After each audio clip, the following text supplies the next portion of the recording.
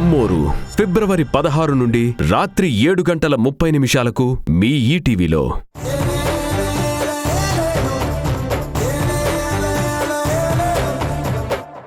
మా అమ్మాయిని తోడు నీడగా ఉండి మీరే చూసుకోవాలి.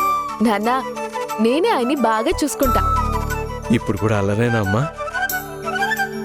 ఈ అల్లరి కాస్త తగ్గించి నీ భర్త అడుగుజాడల్లో మీ అత్తగారి గౌరవాన్ని కాపాడుతూ 100 ఏళ్లు సంతోషంగా ఉండండి. అలాగే మీ నాన్నమ్మ అడిగినట్టు వచ్చే ఏడాదికి పిల్లల్ని కనిచ్చేయండి.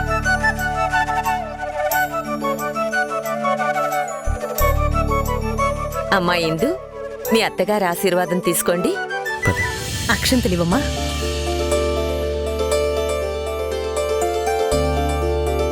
ఇద్దరూ సుఖ సంతోషాలతో, పెద్దవాళ్ల ఆశీర్వాదాలతో, అష్టైశ్వర్యాలతో 10 కాలాల పాటు చల్లగా ఉండండి. లేవండి.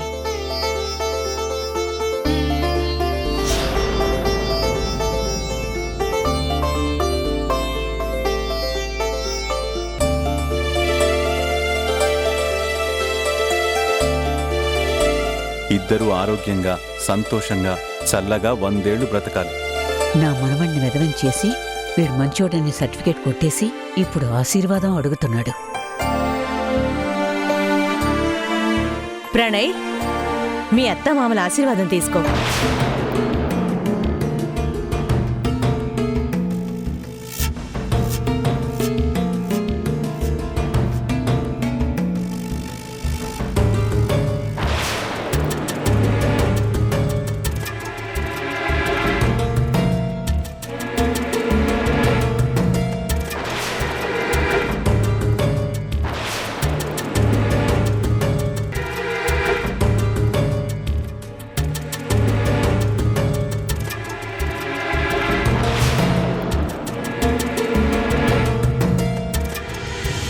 ఒరే, వాళ్ళని నా కోసమైనా నోరారా ఆశీర్వదించరా.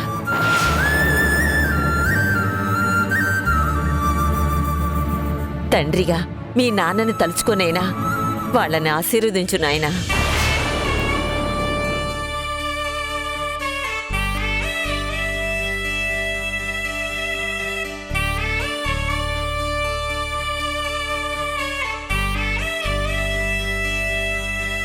ఏమండి,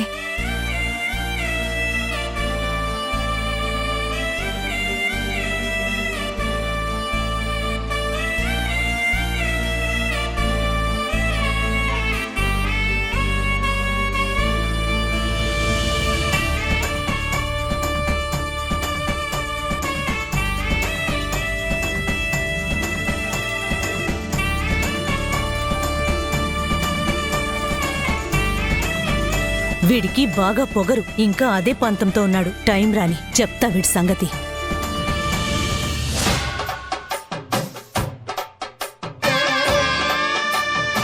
సంపు, నాకు అర్జెంటుగా ఓ టైం మిషన్ కావాలని ఉంది. Time machine? అవును, టైం మరీ స్పీడ్గా తిరిగిస్తుంది. పండుగ రావడం లేటుగా వస్తుంది, కానీ వెళ్ళడం మాత్రం త్వరగా వెళ్ళిపోతుంది. 3 రోజులు 3 క్షణాల్లో గడిచిపోయాయి. అదే టైం మిషన్ ఉంటే మనం మళ్ళీ 3 రోజులు వెనక్కి వెళ్ళి మళ్ళీ పండుగ చేసుకోవచ్చు. అసలు ఆ మాటకొస్తే కాలేజీ రోజుల్లోకి వెళ్ళి ఆ టైంలో నువ్వెక్కడున్నావో తెలుసుకుని కలుసుకునేవాణ్ణి. ఎందుకలా? ఎందుకో అలా అనిపిస్తుంది. అబ్బా, ఈ నవ్వు కోసం 100 సార్లు చచ్చిపోవచ్చు తెలుసా? నా నవ్వు అంత చండాలంగా ఉందా అండి? చిచి, అలా కాదు. బొత్తిగా ఇంత అమాయకురాలు ఏంటండి మీరు? మిమ్మల్ని పొగిడితే కూడా తెలుసుకోలేకపోతున్నారు.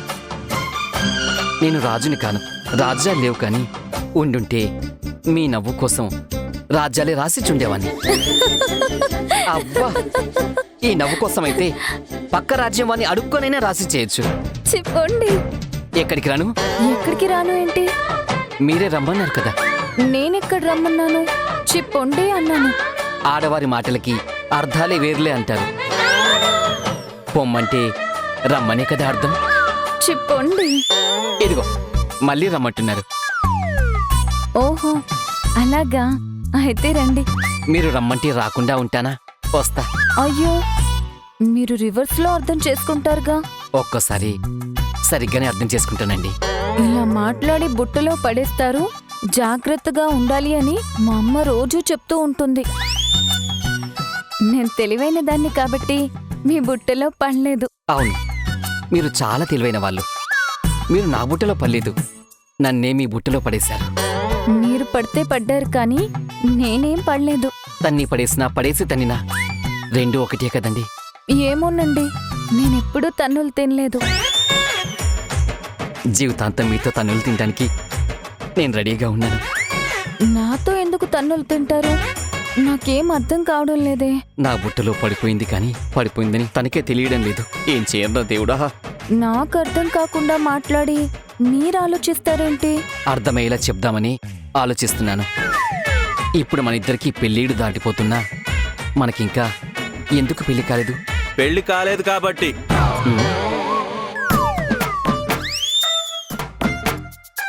ఆ పనికి మళ్ళా బుర్రను తీసి ఉన్న భోగి మంటల్లో వేస్తుండొచ్చు కదా. బొత్తిగా మేనర్స్ లేదా ఆ బుర్రకి? ఇద్దరు ఇక్కడ చిలక గోరింకల్లా మాట్లాడుకుంటుంటే మధ్యలో కాకిలా దూరం డిస్టర్బ్ చేస్తావే. నేను కాకో హంస అనేది తర్వాత సంగతి. చిలక గోరింక అనేది రాంగ్ కాన్సెప్ట్, అక్రమ సంబంధం. దాయి, వీడితో జాగ్రత్త. మాయ మాటలు చెప్పి బుట్టలో పడేస్తాడు. నేను చాలా తెలివైన దాన్ని. అరగంట నుంచి మాట్లాడుతూనే ఉన్నారు, అయినా పడలేదు. ఆయనే నా బుట్టలో పడిపోయారు. విన్నావుగా, కన్ఫర్మ్ చేస్తుంది. నాకు పడిపోయిన సంగతి కూడా తనకు తెలియనంత అమాయకురాలు. ఏం సంపు? అవును. ఇదిగో వీడు మాయ చేస్తున్నాడు. నన్ను ఎవ్వరూ మాయ చేయలేరు. అందరి మగాళ్ళ దగ్గర జాగ్రత్తగా ఉండాలని మా అమ్మ చెప్పింది. నా కాబోయే వాణ్ణి ఆ దేవుడే చూపిస్తాడని ఓ బాబా చెప్పారు.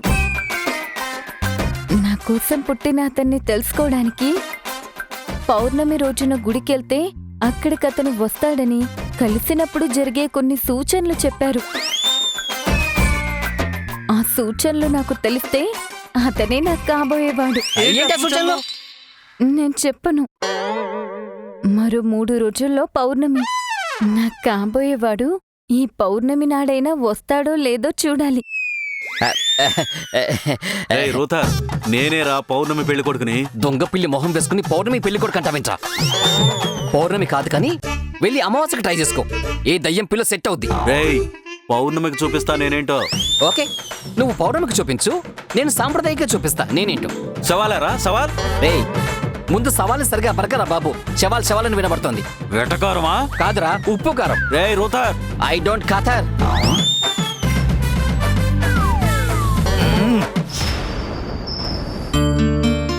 ఇదిగోండి హాట్ వాటర్. థ్యాంక్స్ దేవ్కి. రామచంద్ర ఇంట్లో ప్రతి 10 నిమిషాలకి ఇలా తినడానికి తాగడానికి ఇస్తూ ఉంటే ఆ సరదాలు సందళ్ళు తెలియకుండా చిరుతిండ్లు భోజనాలు ఇష్టానికి లోపలికి తోసేశాను. ఇప్పుడు తెలుస్తుంది అది ఎంత హెవీగా ఉందా అని. ఈ వేడినీళ్లు పడితే గాని లోపల గ్రైండ్ అవ్వదు. అవునండి, పండగ చాలా బాగా సరదాగా గడిచింది. పండగ మాత్రమే సరదాగా గడిచిందా? అసలు నీ కొడుకు కోడల్ని చూడాలి. పండగ మొత్తం వాళ్ళ కళ్ళలో కనిపించింది నాకు. ఒక్కసారి నీ కొడుకు ఫ్లాష్ బ్యాక్ రివైండ్ చేసి చూసుకో. ఏదో కీ ఇచ్చిన మరబొమ్మలాగా చాలా స్టిఫ్గా, ఏ ఎక్స్ప్రెషన్ లేకుండా చాలా సీరియస్గా ఉండేవాడు. ఈ సరదాలు సంతోషాలు ఇవేవి వాడి మొహంలో పలికేవి కావు, అవి తెలిసేవి కావు. కానీ ఈ రోజున వాడెలా ఉన్నాడు? పెళ్ళైన కొన్నాళ్లు బెట్టు చేశాడనుకో, కానీ వాడి పెండు తీసి వాడు కీలు విరిచి వాత పెట్టి మధు వాణ్ణి ఎలా మార్చుకుందో చూడు. మధుయే గనక వాడి లైఫ్లో రాకపోయుంటే వాడింత సంతోషంగా ఉండేవాడే కాదు దేవకి.